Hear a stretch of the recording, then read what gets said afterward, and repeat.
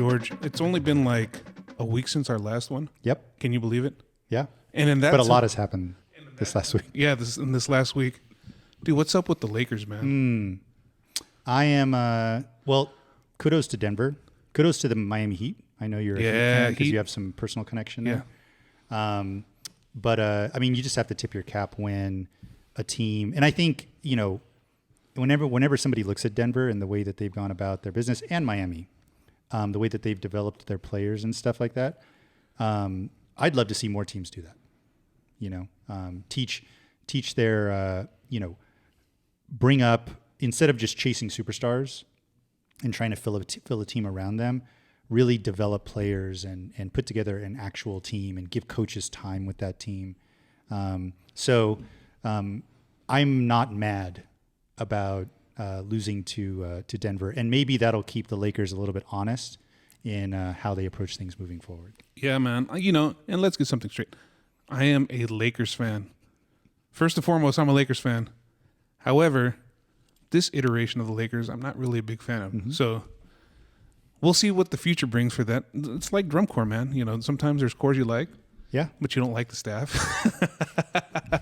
No, I'm just kidding. I don't think there's ever been really any staff I haven't liked, other than we just won't get into it. We'll just leave it at that. So with that in mind, dude, we are lucky to have a recent age out of from drum corps. Yep. And did he just age out of WGI as well? Absolutely. He's now done finally. And here's what I'll say. I was actually thinking about this. The last two guests that we've had, Rob, both on the podcast, sort of on the record, talked about how they're not really bass drum people. Yeah.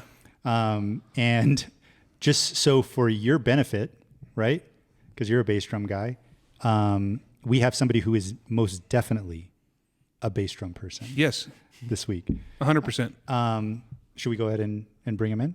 Go ahead. I know he's a former student of yours. So this is what I'll say is I think most of our audience will no doubt remember this person from the legendary 2018 Odyssey Indoor Percussion line.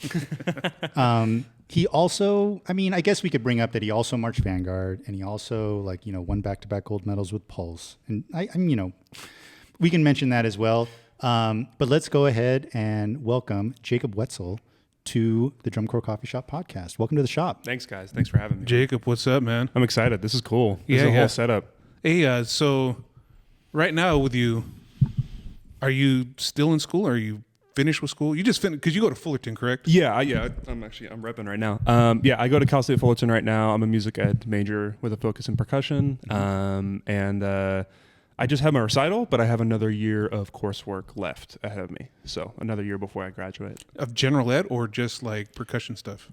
Mainly, actually a lot of my percussion stuff is gone because I just did my recital. So I'm going to be doing mainly like music ed courses. So specifically regarding like adolescent development and how that plays into how you should handle your classroom and how to structure certain things, as well as a couple more advanced like theory courses, and then like music education specifically, like conducting, how different education things play into a music classroom specifically. So is your end goal like a teacher, or do you want to be on the performance side? Well, that's been the interesting thing.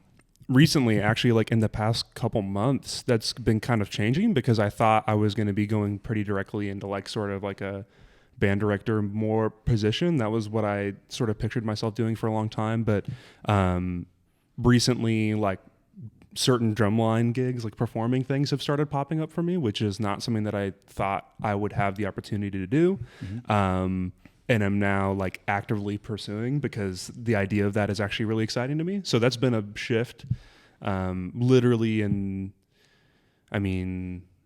since the end of March. So it was really recent that started happening. So my next couple years in my head look a lot differently. So I'm still trying to figure out exactly what I'm going to be doing. And that's, and it's like, that's okay, because that's what this part of your life is about. Right. It's about figuring out those kinds of things.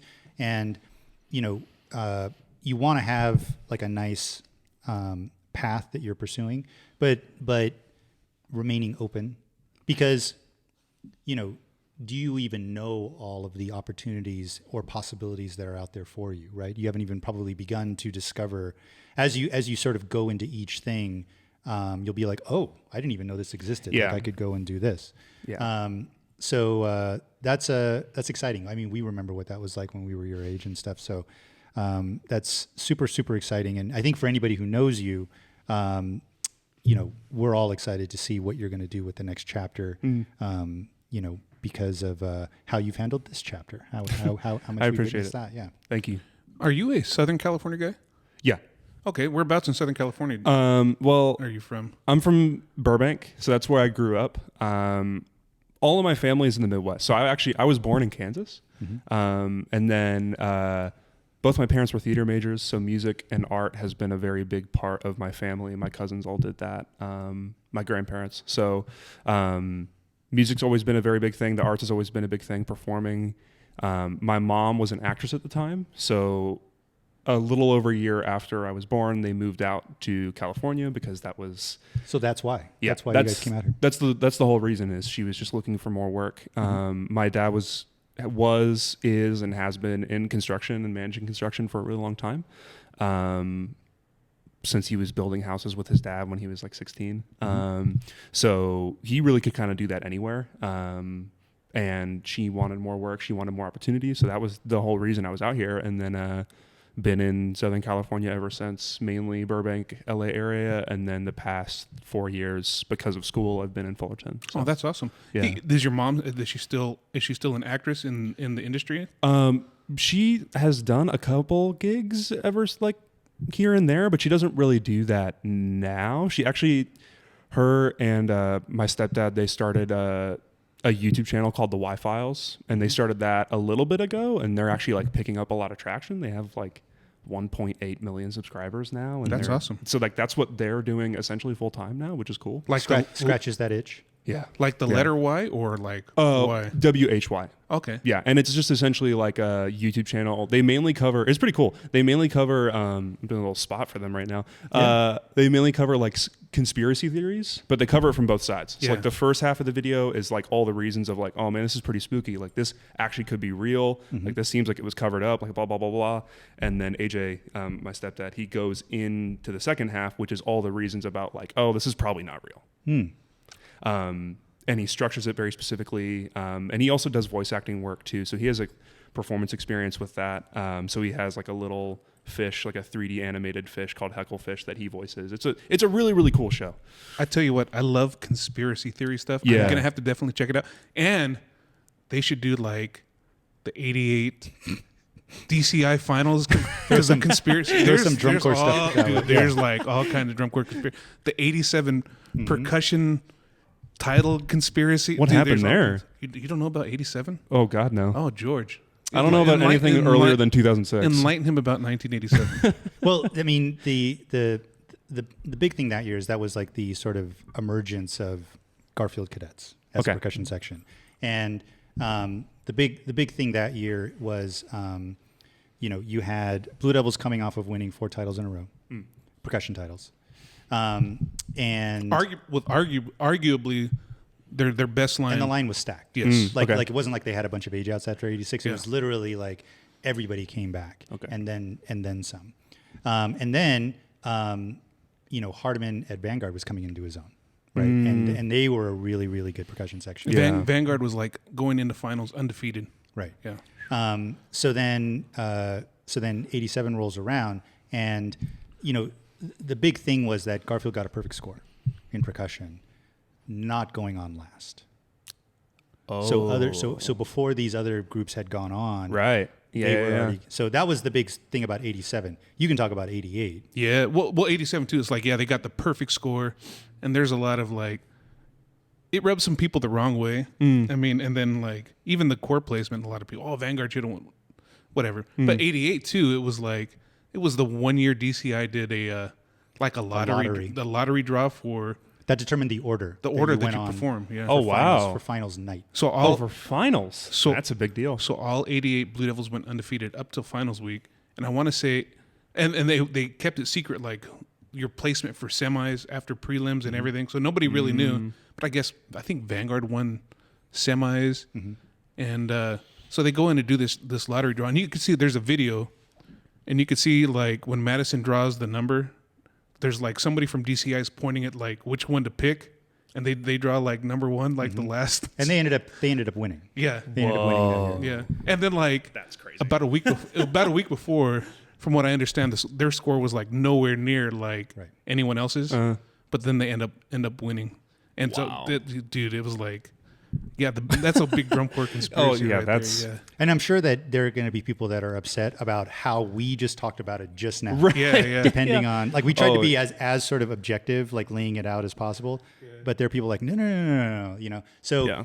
a lot of people still, that's very triggering for them. I mean, like they've done, people put together like there was a documentary about 87. 87, yeah. Interviewing people from the line, interviewing Hannum, you know, Ralph, and like all those guys, just trying to get like kind of like what you described, everybody's different perspective Right, yeah. on this quote unquote like, you know, controversial thing. That Yeah. And then we haven't even talked the 89 conspiracy. Right. Right. Oh my God. Like 89, okay, so what was Vanguard. happening in the 80s? So Vanguard did Phantom of the Opera again for the second year. Yeah. Phantom Regiment was just on fire 89. Their horn line, everything.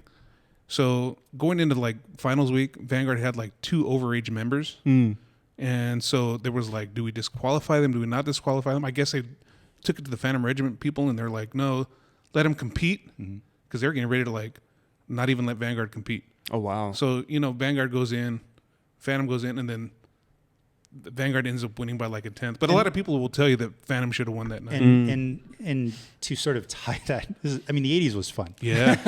To Sounds sort like of, it. to sort of tie that to 88 was they did Phantom of the Opera 2 years in a row, 88 and 89. Right. And a lot of people on the sort of the Vanguard side thought Vanguard should have won overall 88. in 88 Yes. instead of Madison or Blue Devils, right? Blue Devils had a thing because they were like, we're undefeated. I mean, all those shows were great. But they thought they should have won instead of Madison. Santa Clara thought they should have won. And there's a little bit of a thing of like in 89, what they did is made up for. Yeah. 88. They give it to Santa Clara because they should have won in 88, but then they take away from Phantom. Yeah. And Phantom that year was the first year they played New World Symphony, Yeah. which they've done, you know, like A few different times. They've yeah. done a few different Bits and times, pieces, yeah. and it ended up becoming this super iconic. Right. That's like my all-time Thing for favorite them. Phantom shows, Yeah. probably 89. Okay. But I gotta watch but what's interesting is like with 87 to 89, it's the drum scores is what Yeah. made the difference in winning. Kind of like 2019 Blue Devils and Yeah. Blue Coats. It was like the drum score. Because that And was Vanguard, like the, yeah. that was like the recent finals night. Yeah, Yeah, The yeah. recent like everyone being the recent hoopla of like that achievement score and everyone losing their minds. Yeah, over because that. had that not been a perfect score for Blue Devils 2019, I think Blue Coats, because it was, I want to say the closest finish ever. I could be wrong. Right. Hey, who knows? And both those, I mean, God, like you're splitting hairs. At that point, it's like both those shows were so unbelievably well designed and achieved from every possible aspect. I mean, I go back and I watch those two shows, and to me, it's like it's pretty undeniable. So I mean, But like 2019, you're a Vanguard guy. Yeah. Didn't they go, the drumline go undefeated the whole season until finals night? Then yeah, I'm pretty. Yeah. I don't think they lost the show in Perk. I mean, I wasn't there. I've Yeah. heard a couple of them talk about finals night, and I've Yeah. gotten mixed reviews on Yeah. it. Yeah. So I don't actually know. I think overall, what I've heard is that their best run was semis, which is, I think, like the Vanguard curse is like every semis run is always the best run of the year. That was how it was for us, for sure, and it reflected in the scores, I think. yeah. But yeah, like It just makes it's just such a juicy topic. It just goes to show, right? yeah. That, you know, whether it's now or whether it's 30, 40 years ago, we can talk about it because it's like, you know, we had Jeff Osdemore on and we kind of got deep into like the whole judging thing. It is so hard to get it right, you know? So subjective. It always comes back to like, yes, it is a subjective thing. You're comparing what feels like apples and oranges at the time. And I think the sort of, the outcome that the most satisfaction we could get, most satisfying sort of, conclusion we could get out of all that was that they just at least are always trying to get it right. Yeah. And if something feels like really like, oh, we need to improve that, or here's a little bit of where we're vulnerable, Right. to not a weakness or whatever in the system, they always are trying to correct it. Yeah. And that's driven by the member cores, right? Like both in indoor and outdoor, they're the ones that are really pushing for, changes, like doing things like, taking the judge off the field, Right. like stuff like that. But it's always fun to talk about. It's always popcorn. But you brought up conspiracy, so I was like, oh, Yeah, no, I mean, drum corps conspiracies. It's definitely a thing, yeah. God, the lotto thing, I can't imagine what would have happened if that happened like now. Oh, yeah. But it was The online outrage. Yeah. well, not only did like that front half get kind of screwed, but like the Velvet Knights, which was my old corps and George's old corps, Yeah. back then they were like, they'd finished 7th the year before, and they thought they had a better corps that year. So they picked in the lottery draw, and they picked to go on first because they First like overall. Yeah, they broke it up from like 12 through 5, and then 5 through 1. So there were two separate draws. Okay. So they got it. So not like there wasn't a way that like Vanguard was going to be going on first. No, then? no, Okay. no. But that's still It wasn't like what was it, like RCC 2016 where they got the penalty. Yeah, and they literally ended up going on like second finals night. Yeah. It wasn't like that, but it definitely was. I don't think I knew about that. There was enough. Yeah, there was like a big electronic snafu okay. that happened at semis, and then because I remember because I was at Dark Sky at the time, and Right. literally, Dark Sky got to play to a full audience because everybody was there early to get in there and see RCC because RCC went on right after. So it's just like. There's always just enough for us to grab onto and to get in the comment section and to just, Yeah. so It's always fun to talk about. Fun Yeah. stuff. So, but anyway, so back to it. You're from the Burbank area. Yeah. Did you go to like Burroughs High School or? I did. Okay. Yeah. Okay. Yeah. So I went to Burroughs, John Burroughs High School in Burbank, rival high school, Burbank High School, which Gilbert Nazari went to. Yeah. Mm-hmm. I'm trying to think of a few other, like really close to Hoover High School, which is where William Abramian went to, Glendale, which is where Tim Lee went to. My best friend Rami, he was a center snare for Powell this past season. Marching Blue Stars this year. Exactly. Yeah. Rami Makaram. And then Joseph Zimmerman, the bottom bass for Pulse this past season. I also went to high school with him. I actually put mallets in his hands, so that was pretty wild, like getting to see him. Yeah, because at that point, he was a trombone player and really liked the drumline thing and knew that I was marching bass drum at Pulse and was interested and wanted to do Vanguard. And so like I showed him how to do a few things. Yeah, like that San Fernando Valley area. I don't know if you know this. They used to have like a pretty good drum culture. The CSUN used to have a winter line that would win. They would win the whole thing. I actually didn't know that. Yeah, in the 90s. That's really cool. Yeah, and then there was like a youth band called the Burbank Lancers that was there. I've heard of the Lancers. A lot of those guys ended up going to the Freelancers. There was like a kind of a feeder for the Freelancers drum corps. Got it. Okay. Back in the 90s. Yeah. So you talked about it a little bit with your family. So I imagine that there was music and stuff like that, and at least some kind of performance and a lot of arts and stuff like that in your upbringing. What was your first entree into or exposure into marching percussion? High school marching band. Okay. Yeah. So I had been playing clarinet up through middle school, and then I get to marching band, and I had zero percussion experience. So my first season was marching clarinet, my freshman year. And one of my really good friends at the time, Aiden Smith, he made the drum line, was a percussionist, made the drum line on bass drum. And so I was like always kind of looking back to see what they were doing, and like fell in love with it. I just like the sound of it, the the aggression, the bombastic energy that all of those guys had, because that was so opposite of what I was back then. You mean like as a person? Or Yeah. as like, Oh yeah. Oh, because I was so reserved, so to myself.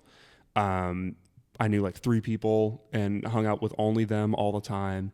And So you were like really a clarinet player. oh yeah, 100%, through and Fully through. embodied it. Yeah. Were you really good at clarinet? Yeah, I would say I was good. I Do ended up. you still play? No, not anymore. I just don't have the time for it to like keep up. But me and like that was how Rami started too, because he was a flute player. So we both ended up being the solo chairs for our high school, and our high school would do really well at recitals and competitions and stuff like that. But essentially, I saw that, and like I said, that was the people that, especially that year, were very, very open, very loud, very charismatic. And so I think that was a big part of it, because they brought that out in the way that they played.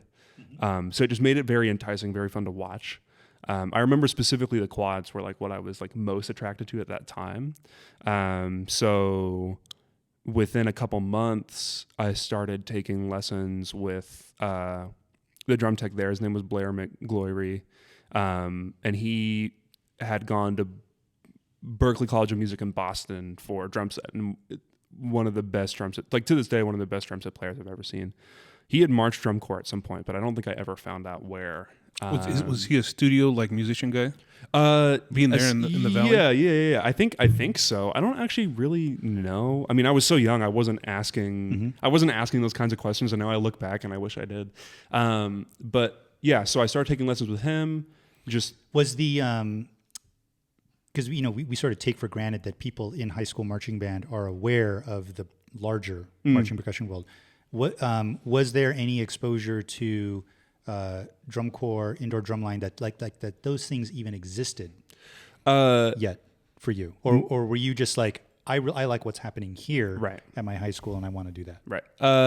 At first, there was no exposure to drum corps indoor at all. I ended up finding that on my own the summer after my freshman year. So there was only me just trying to be a part of the drum line because it just looked like fun. And then I think at some point, and when I think back on it now, it was Rhythm X, it was Man in the Arena, but someone had shown me a video and they were like, man, this drum line's really good. But I don't think they even knew what it was. They were just like, wow, these guys are really good. And we're trying to learn what they were playing. It wasn't top secret? No. Oh, wow, check out this drum line. Yeah, no.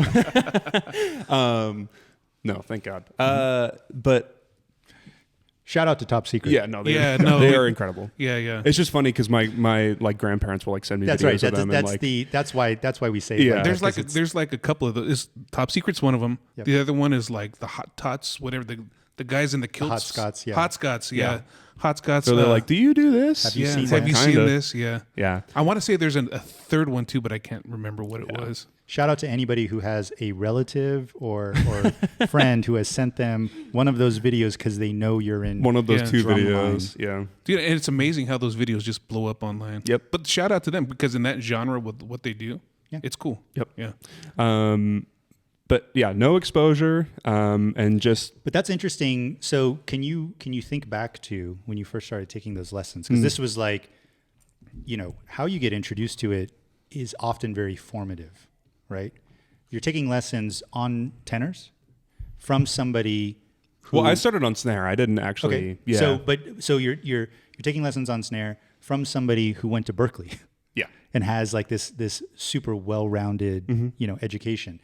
Can you think back to, was he just trying to get you going, or were there things that he really sort of instilled in you that were really foundational? No, I think I mean, and I didn't take very many lessons with him, and he ended up leaving right after my first year. But yes, I would agree that like there were definitely certain things that he had me do. Like he had me reading out of one of the stick controls for sure, and we started on concert snare. Like I did not start on a marching instrument with 5Bs, like doing that whole thing. I had a little 6-inch red Vader drum pad that I started on, and yeah, no, I mean there was a lot. And looking back on it, he gave me exercises that drum corps do, like SCV3s and Boston and Pantera and stuff like that. That I didn't know what it was. I just thought it was a thing that drummers do. because I didn't have that. Those are like some of my favorite all-time exercises. Oh yeah, and they're and the thing, and I love that kind of. It's part of the reason why I went to Vanguard is like the simplicity, because there's so much that you can do with it to make it more complex, but at the same time, it's like to make those exercises. I can talk about this all day, but to make those exercises sound correct is like so much harder than being able to hide in like the more complex rhythms that you see a lot. And there's a reason, and it's like there's a reason why those exercises have lasted. Yep.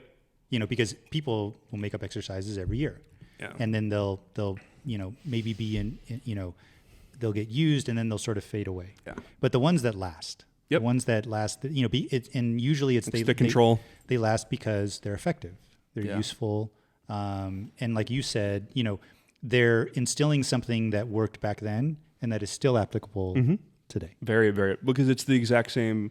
There's so many parallels. It's just a different look. But yeah, so he had me doing a lot of that stuff.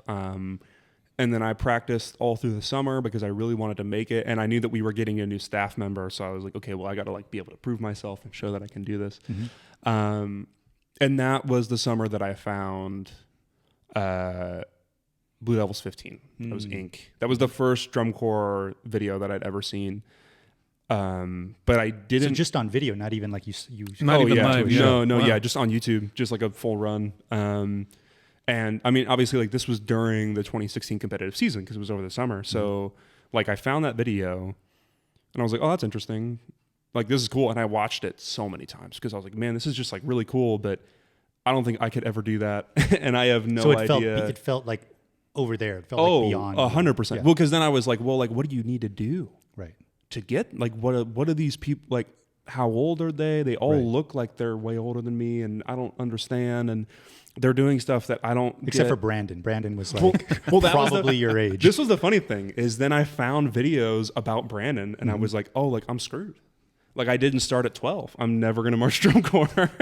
Like that's the path. Yeah, that's what you're supposed to do. That's what I thought. Like F1 like racers that start in karting when they're like 7. Yeah. That's what I thought you needed to do to march. I love it. It's like I love that this is what's great about about interviewing somebody that just aged out.